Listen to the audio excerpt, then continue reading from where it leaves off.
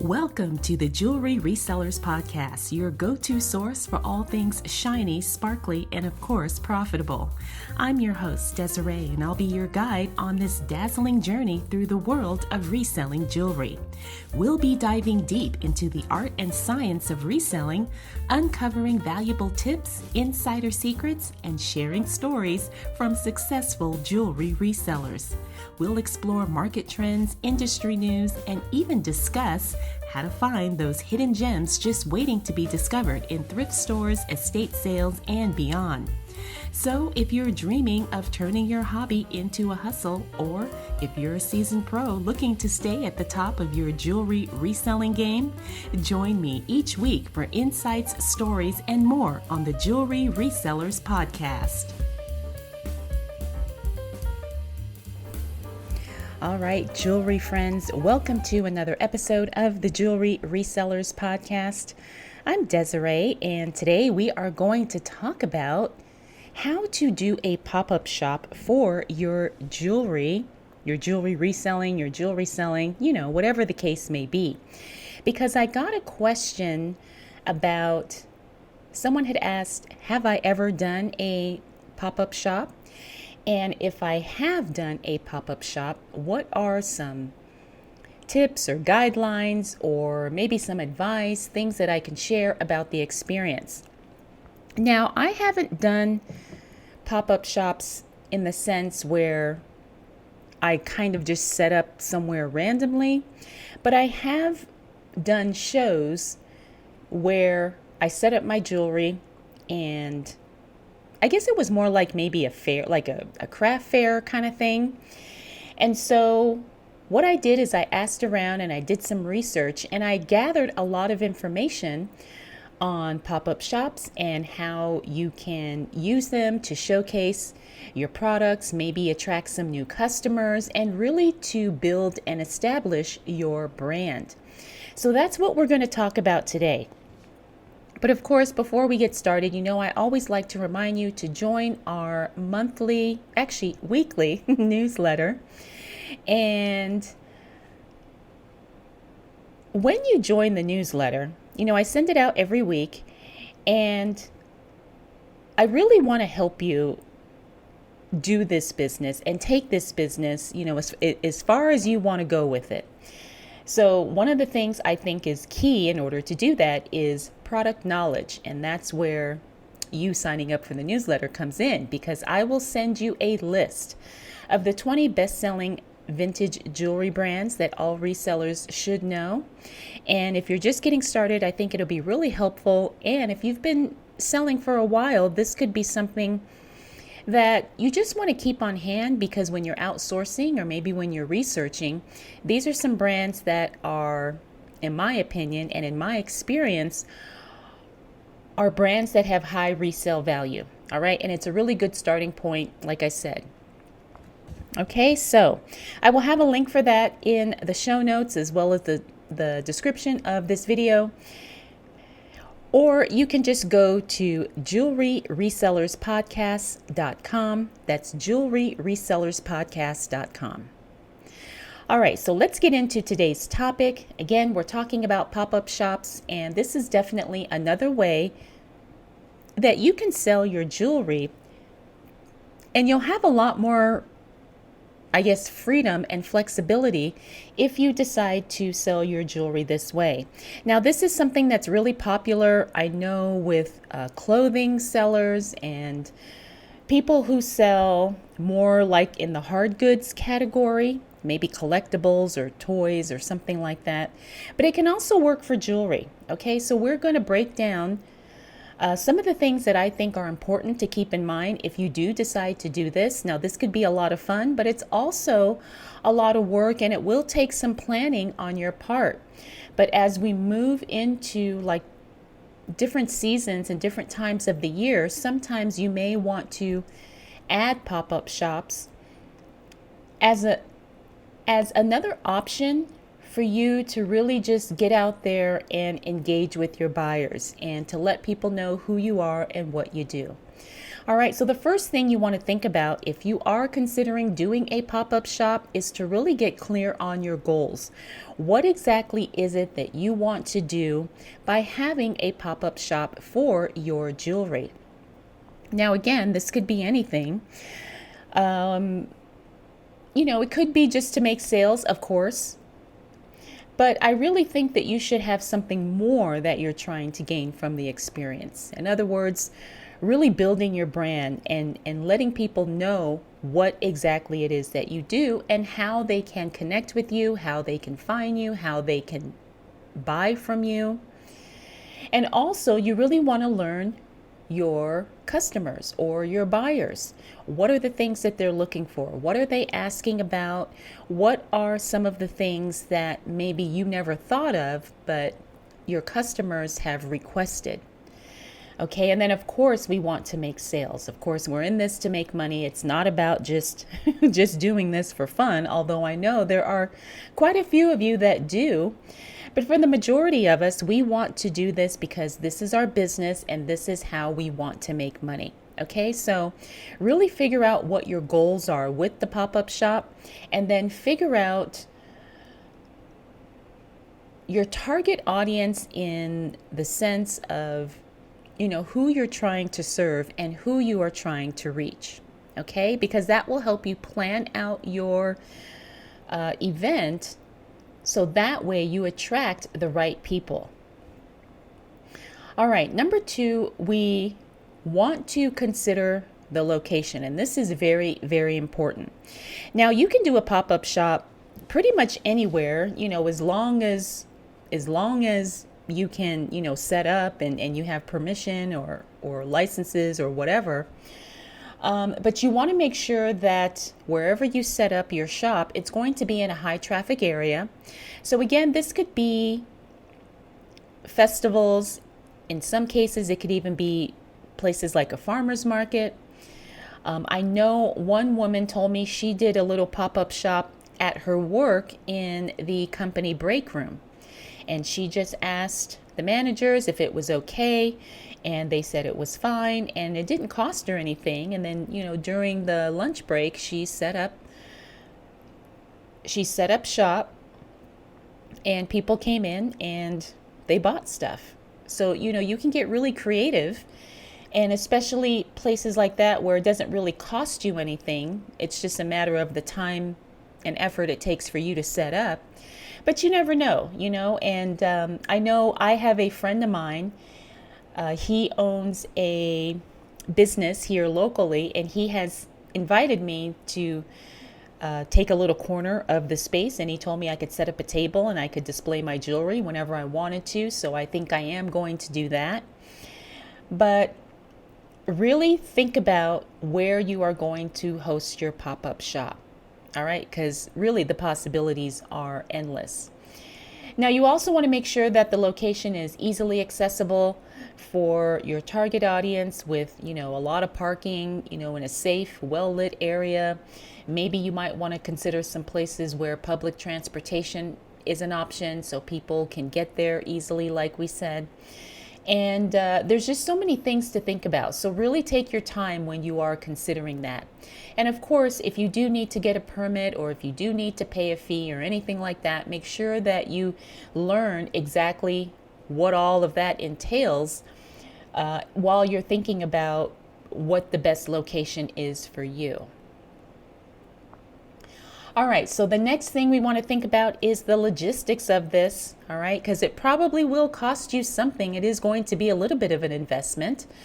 So depending on if you have to rent out a venue or if you have to pay for a space, you may want to spend some money on marketing, maybe, running some ads or something like that. Maybe some decorations. Maybe you want to have balloons or banners or something that helps to attract a lot of attention. You also want to think about staffing or people to help you because you don't want to run something like this all by yourself. You will get overwhelmed and probably it just won't be a good experience. So, do you want to pay somebody to work with you during the pop-up shop? Or do you have maybe somebody that can help you, a friend, a family member, or something like that? And then, of course, you want to make sure that you have enough bags so when people buy stuff, you can put things in a bag, maybe business cards, all of these things. All right. So make a list of all the things that you may need to purchase or buy or spend money on while you are making the plan for your pop-up shop. The other thing you want to think about is the timing. So we want to have a good date and time that maximizes foot traffic and really aligns with your target buyer's availability. So right off the top of my head, in general, I will say that probably a weekend is going to be best, although depending on who your buyers are, it may or may not be. But usually the weekends are best for these types of things. Now, of course, if it's a holiday, sometimes you can set up your shop on a holiday. Maybe there's a holiday festival or event or something, and you can really kind of align your pop-up shop with the particular event. And so you can kind of maybe funnel some of that traffic to you. The other thing you want to think about is your inventory. You want to make sure you have enough, and you want to make sure that you have things that people are looking for, or maybe some things that are very eye-catching and that really draw a lot of attention.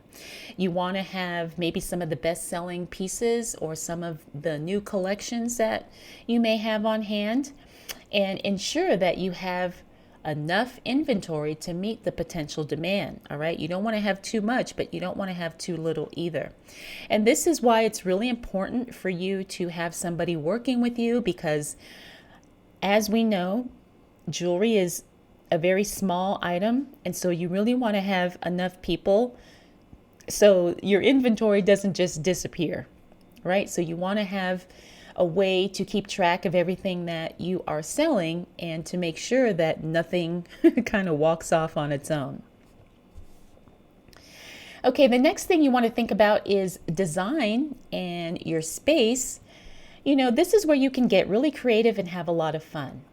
All right, so you can create a layout or some type of a display that showcases your jewelry effectively and, like I said, in a very attractive way. You may want to use some display stands, maybe some risers or boxes or shelving, and maybe even some lighting or something fun to kind of highlight certain pieces that you may have on display. Now, depending on where you are, like especially if you're outside, you may not want to have your most expensive pieces out there because you don't want to be worrying about them. But if you have some things that that are really popular, or maybe some things that could be trendy, I think those are really good pieces to draw a lot of people in, especially if you have them prominently displayed on your setup.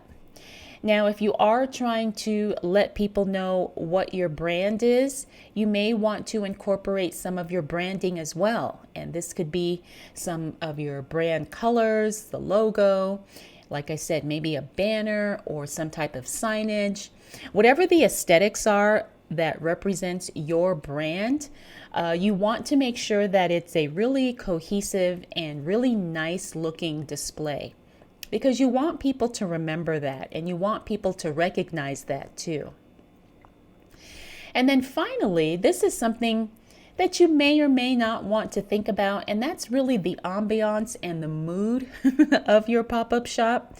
Now, this is really a big deal for me because I like to create a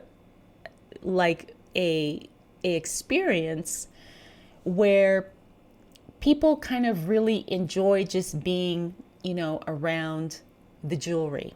I really like to do things that stimulate more than just the visual. I want people to really feel excited or maybe relaxed as it relates to shopping for jewelry, at least with me. All right, so think about that. Now, this may or may not be something that you can do. Maybe you can include music, maybe you can include scent. I've seen people do candles and stuff like that.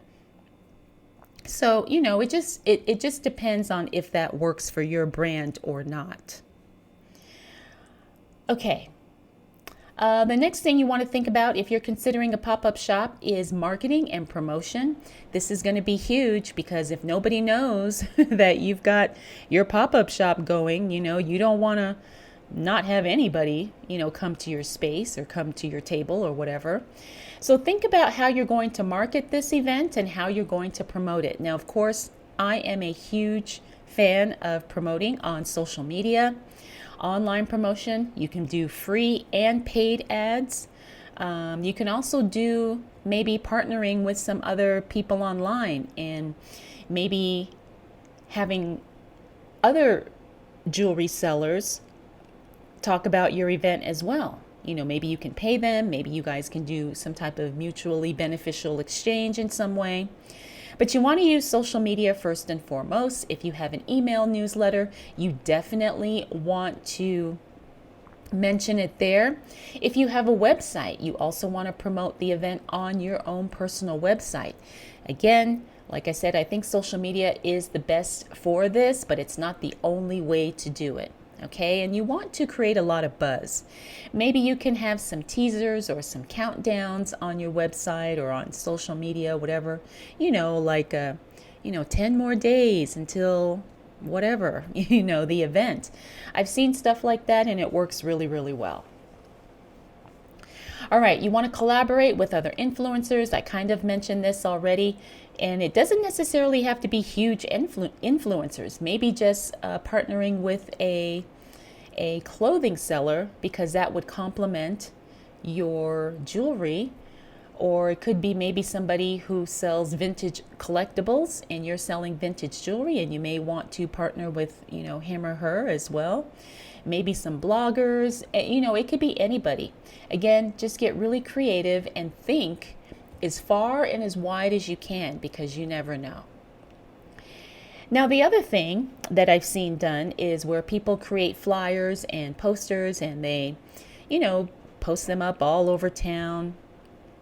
Maybe like on a church bulletin board, maybe in the local coffee shop, maybe in a local business if they allow you to do stuff like that. So think about literally making some type of flyer or something that you can hand out, and just keep it in your car or in your purse. And that way, if you're out chatting with someone, you could say, oh, let me give you some information, and you can hand them a flyer or something like that. Let's see.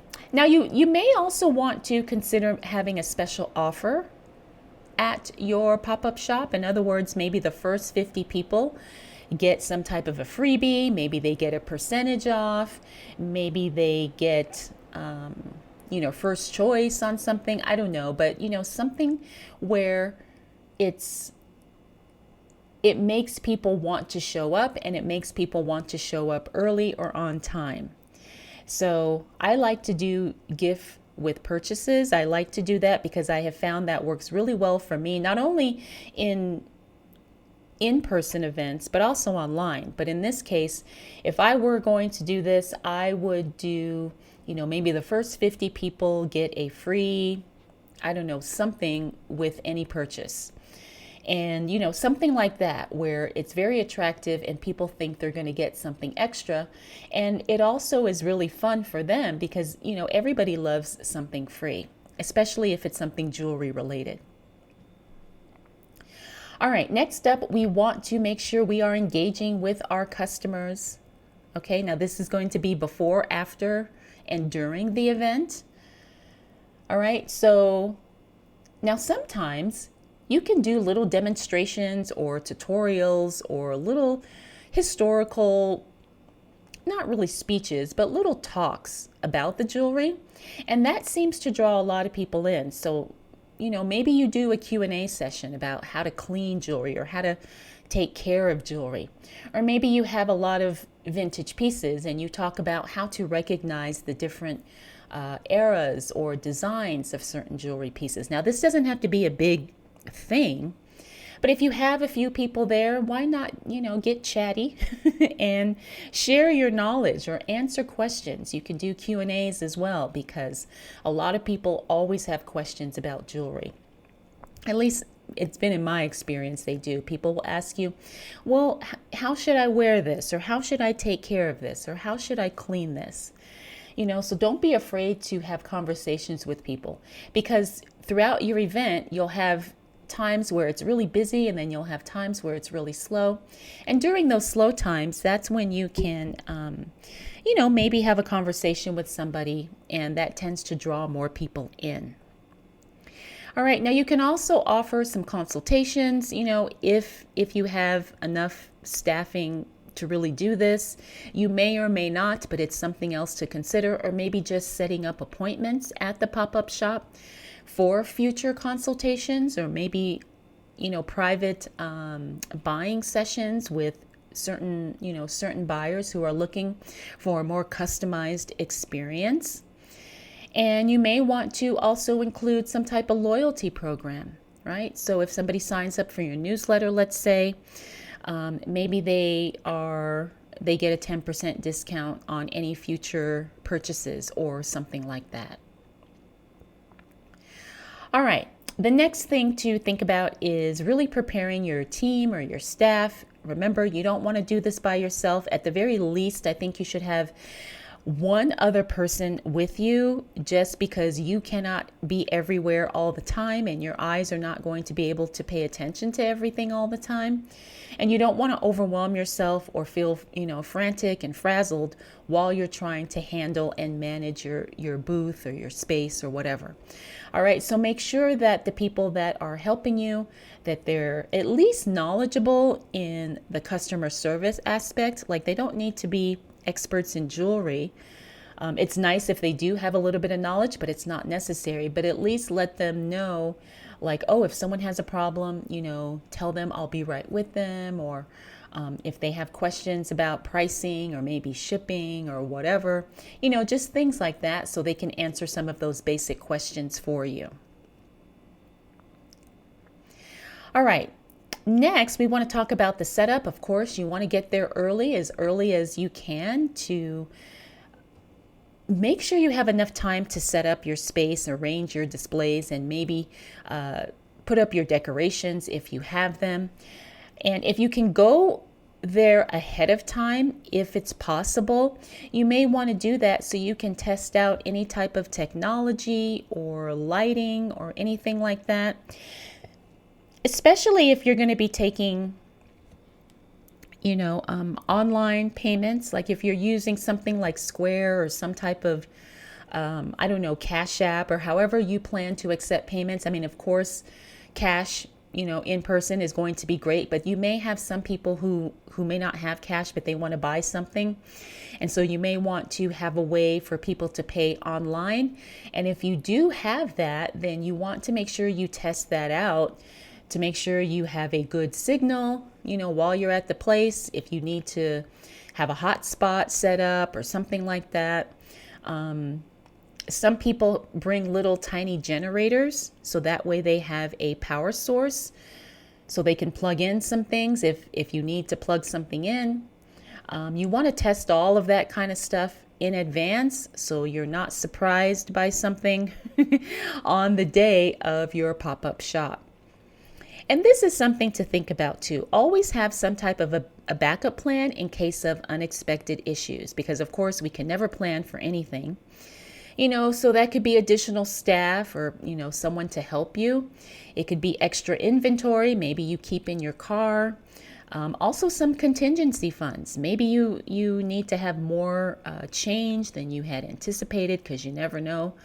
Maybe you get 3 people that pay you with $100 bills and you just were not expecting that. So, just kind of think of backup plans, and I hate to say it, but worst case scenarios, so it doesn't totally ruin your experience or your shop for that day. So just kind of think ahead. Okay, so now we're going to talk about the actual event. And this is where everything's set up, you're ready to go, and the customers are starting to stroll on up to your table, your shop, whatever. Of course, you want to greet your potential buyers, let them know that you're there to assist or help with any questions or anything, and really engage. Like I've talked about this earlier, really engage with them. Find out what they want, what they're looking for, and really find out how they like to shop. Do they like the pop-up shop experience? Do they like having the ability to see the jewelry pieces in person? Do they prefer shopping online because they can see more of your jewelry, or they can shop from the comfort of their home? Find out what people are really looking for and what they prefer. You also want to get some feedback. Like I said, if you have a buyer and they buy something, before you say thank you and let them go, just say, hey, do you have any feedback for me on your experience today? What do you think of the setup? What do you think of the inventory that I have? Do you see any areas where I could have made this better for you? Of course, this is if you have time to talk. You may or you may not. But I would ask a few people to give me some feedback right then and there if I could, if we're having a conversation, just because I really value that, because I want to make sure that I create the best experience that I can. And I also want to make sure that, the buyer is having a good experience. And if there's something I can do to make it better, I want to know what that something is. Okay, the last thing we're going to talk about today is post-event follow-up. Now, remember, you really want to pay attention to the before, the during, and the after of your pop-up shop. You want to pay attention to, each step and each phase of this, so you know how you can make this better and how you can make it more efficient and how you can make it more profitable for you. Now, one of the things I'm going to recommend you do is you have a little clipboard out and maybe a little sheet of paper, and tell people, even if they don't buy something, to just put down their name, their email, if they want their phone number, so you can follow up and send them a thank you message in some way, shape, or form. Right? So you can do that by email. Maybe you can send a text message, if people give you their phone number, and you just want to connect with people, because just because they don't buy that day doesn't mean they won't buy from you in the future. And maybe you say, hey, I appreciate you coming to my pop-up shop. If you didn't see anything you like there, make sure you check out my eBay store, or make sure you tune in to my next live show on Poshmark or whatnot, or whatever the case may be. Because you'll be surprised that just because someone doesn't buy from you in person doesn't mean they won't buy from you online later on. Okay, so don't miss out on those potential opportunities. Be prepared, have some business cards, or have a sign-up sheet. That way you can just personally thank people for stopping by. All right, the other thing you want to really think about and pay attention to is analyzing your performance after the show or the pop-up shop is over. You want to review what worked for you, what didn't. Tracking your sales. How did your sales go? What sold quickly, and what were the things that maybe people just were not interested in?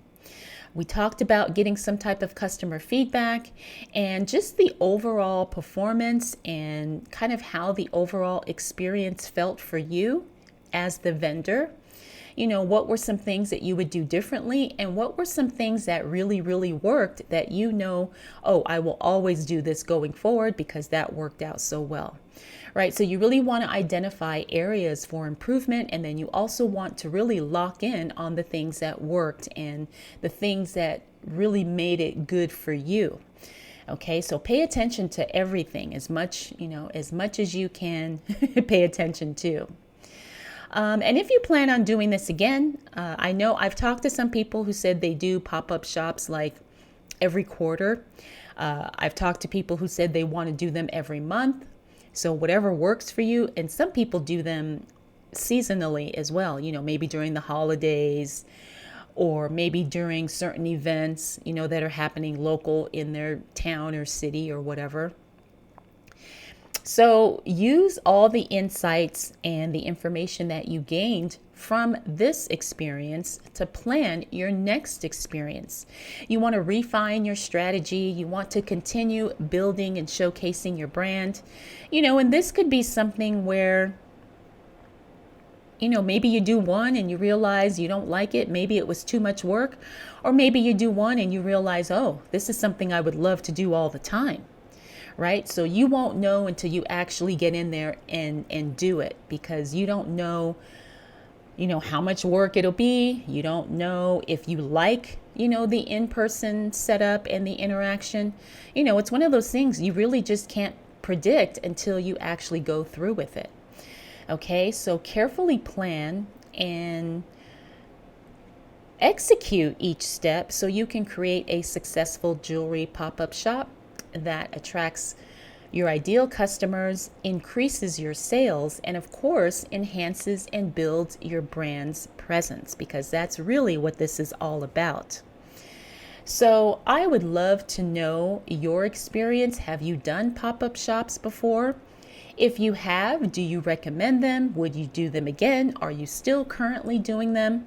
Now, this is something I really want to do. Like I said, I've done like the craft fair kind of thing, but I would love to do a pop-up shop somewhere, and like I said, I do plan on doing it in my friend's business, but I think this would work really well for me, because I like to be out and about and chatting up with people and having conversations and talking about jewelry, because it's something I love. But I know that's not everyone's jam. I know that's not everyone's thing. But I just really wanted to talk about this today, because I like to present you with as many options as possible to get your jewelry sold, and how you can do this business, and you can maybe incorporate this once a year. It doesn't have to be something you do all the time.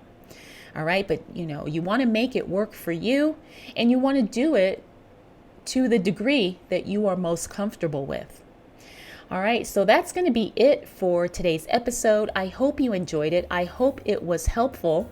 If you have any questions, comments, concerns, observations, please leave me a comment. You can leave me a comment on the website, jewelryresellerspodcast.com, or if you're listening to this on YouTube, of course, you can leave me a comment underneath this video. All right, friends, thank you so much for spending this time with me. I'll check in with you again really soon.